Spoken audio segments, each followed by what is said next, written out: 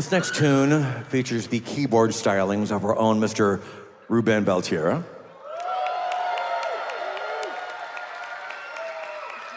Some of you might recognize him if you followed the trade magazines. Ruben was he was Keyboard Magazine's sexiest keyboard player of 1982.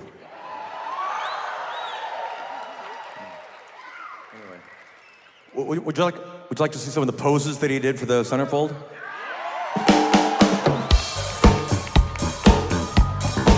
Oh yeah. That's the dirty dog, yeah. Oh, the diuretic gazelle. Good. Oh. Let's see. Okay, fine.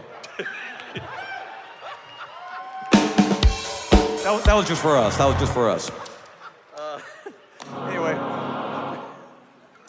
And now Ruben will tinkle some ivories just for you.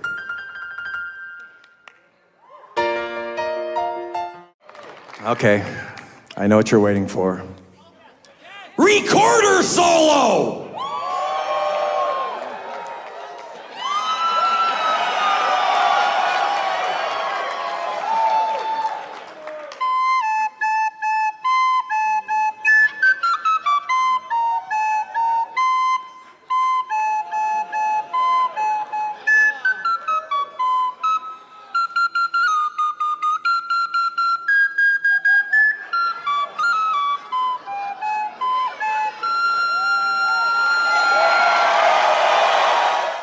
Steve and John have famously weak bladders, and it was just something that I knew when I hired them, and we're dealing with it. They have a little break in the middle of the show where they need to do what they need to do.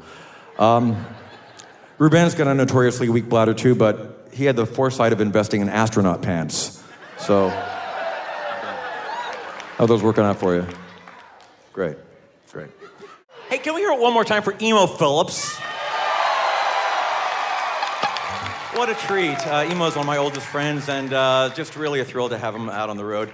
I mean, gosh, it's like a dream come true. If you'd have told me in 1988 that 30 years later, I would be on a 4-month bus tour with Emo Phillips,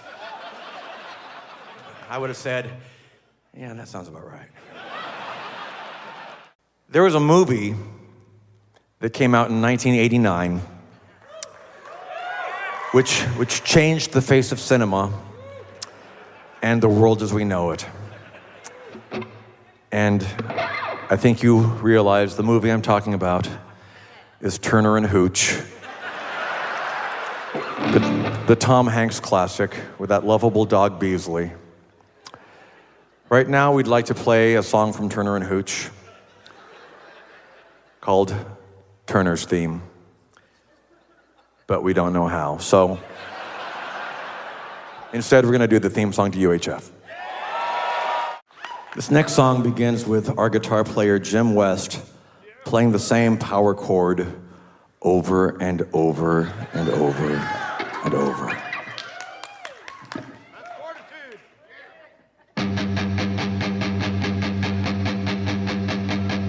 For half an hour.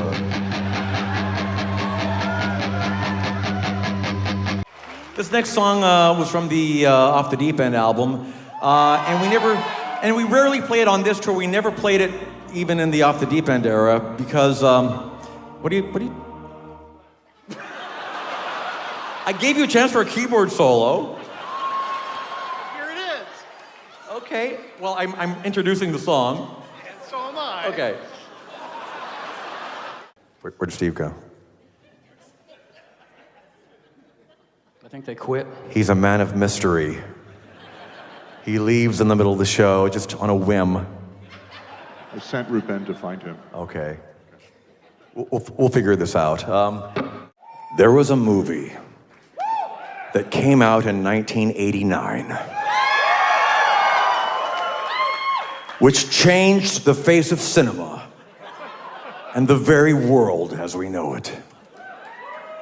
I'm sure that you know I'm referring to that classic film, The Burbs, featuring American treasure Tom Hanks. Perhaps the greatest 1989 Tom Hanks comedy since Turner and Hooch. Right now, we'd like to play a song from the Burbs soundtrack. Welcome to the Burbs. But we don't know that song, so instead,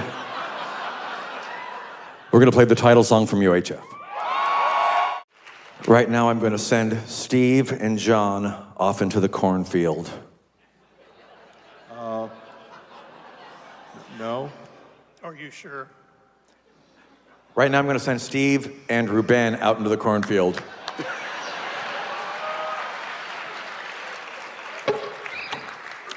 John really wants to stay for this song. I'm gonna do a song from Mandatory Fun. This is a kind of a Foo Fighters tribute. I got to tell the Dave Grohl. Can I, Steve? Go for it, yeah. Okay.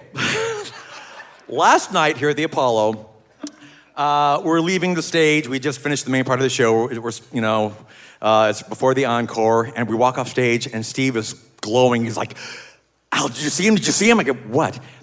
Dave Grohl is sitting front and center in the audience. He's watching the show. I'm like, wow, that's really cool. He's like, "We have to do My Own Eyes. He would so dig it. It'd be so great." I'm like, well, we already have the encore plan. He goes, this is like a loosey-goosey tour. Come on, go with the flow. This is a once-in-a-lifetime thing. It'll be great. Okay, sure, let's do it. We come back out, and I walk out, and I'm looking at the front row. Dave Grohl's not there. I'm scanning everybody. There's nobody there. No, he's not there. And I told the other guys in the band, the regular encore. We're not doing. So we finish the show. We walk off stage, and Steve is like glowing like Chernobyl. He's like, "Wasn't that great, Dave Grohl?" Like, Dave Grohl isn't here, man. And he's like, "No, that was him. I said, "Look, go out into the house. If you find Dave Grohl, bring him backstage, and I'll say hi, okay?"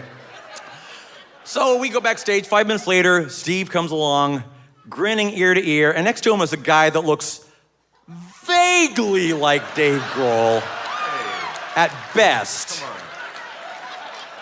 All that was missing was the teeth. And he says, "Al, I'd like you to meet Dave Grohl." And I'm looking at him like, are you joking?